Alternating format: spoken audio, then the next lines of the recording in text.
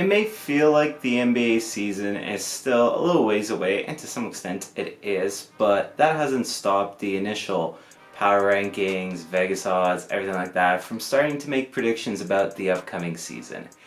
And oh boy, are they underselling the Raptors. What's up everybody, it's JJ Buckets, and you know why you're here. You're here to watch a video, and of course you're here to watch a video. It's YouTube. I don't know where I'm going with this. Anyways, before I fully get into things here, just make sure you are leaving a like on the video like usual. It takes like a second. It makes such a big difference for the algorithm. Yes, every YouTuber asks you to do it. There's a reason every YouTuber asks you to do it. It makes as big of a difference as I say, believe me you. So hit that like button, and if you're new here and you enjoy what you watch today, make sure you subscribe as well. 950, 50 more, 1K, so help me make that climb.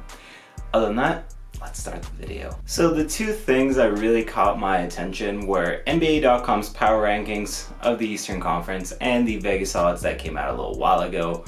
Beforehand, both regarding the Raptors, both really just kind of underselling the team in my opinion. Let's start with the Vegas odds, right? The Raptors currently have an over-under of 44.5 wins. 44.5. Now, I'm not big on sports betting, I'm really not, but if you are, and you want some easy excuse me, I was about to cuss to make a point, I'm not going to, but you get the idea. If you want some easy money, I would definitely take the over on that. Like, my goodness, 44 wins for the Raptors?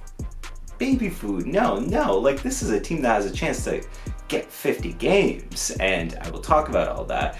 But like, yeah, just absolutely the Vegas odds there, like really selling the team short, and to an extent the power rankings are as well. Now obviously the power rankings can be a reflection of the past season as well as, you know, the upcoming one, but they have the Raptors sitting at 5th for NBA.com's power rankings behind the Celtics, the Bucks, the Sixers, and the Heat. Now at least, you know, the Celtics I can look at and be like, yeah, okay, fair. They're coming fresh off of finals, and they only got better, quite frankly, with their roster. They made some nice additions there. And the Bucks, like, yeah, they're a couple years removed from being a champion, so that one I can understand as well. The Heat and the Sixers, though, like, I understand the Heat were just in the conference finals as well, and the Sixers have Embiid, you know, who's been in that MVP race for a couple of years, and potentially a rejuvenated James Harden with a full off season, hopefully to shake the injuries and such. But I do think the Raptors are very much, like, very close, if not debatably above, at least those last two teams there. I really do think, and this goes into the next part here, that the Raptors are really being sold short. Like, there's no doubt in my mind, I think, that the Raptors, as constructed now, you know, even without any potential trades that may or may not still happen, that's a whole different conversation that I don't even want to get into right this second, but as constructed now, I think the Raptors can easily make a push for the 3 seed. Easily. I think they have a chance to win 50 games. I think this team is obviously a young core, only getting better. They've gone a little deeper too, some additions.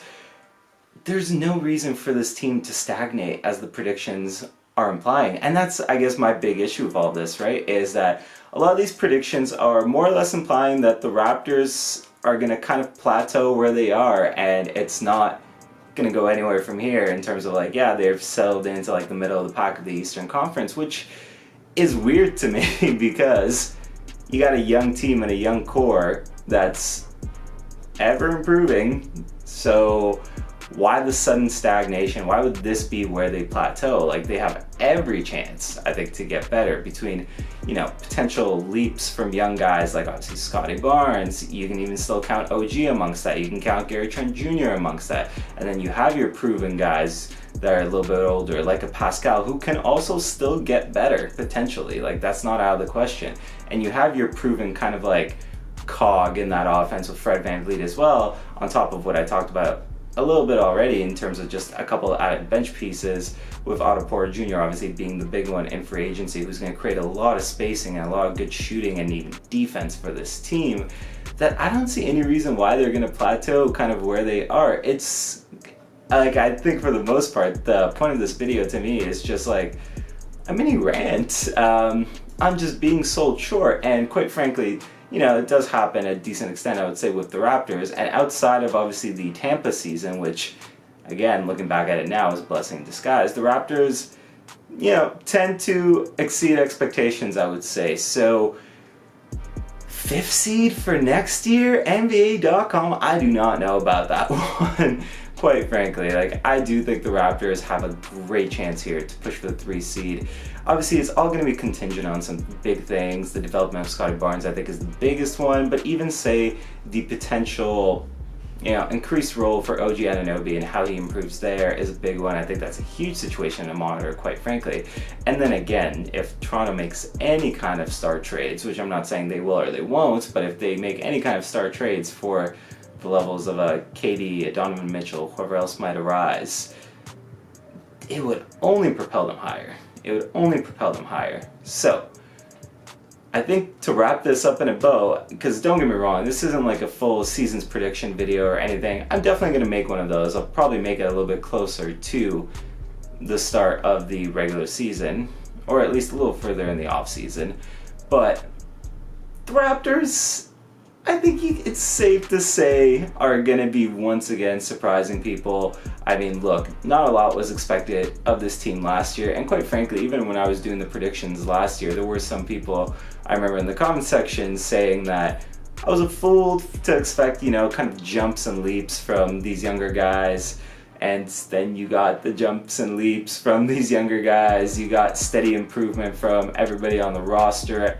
So I don't see any reason why steady improvement can't be something that's anticipated once again, especially with the caliber of some of these guys that you have on this team. So if you're a betting man and you're seeing those Vegas odds for 44.5 wins, if you want easy money, go take the over. The Raptors are definitely, I think, better than some of the initial projections that they're getting, and I think that's more or less the point I was trying to make in this video.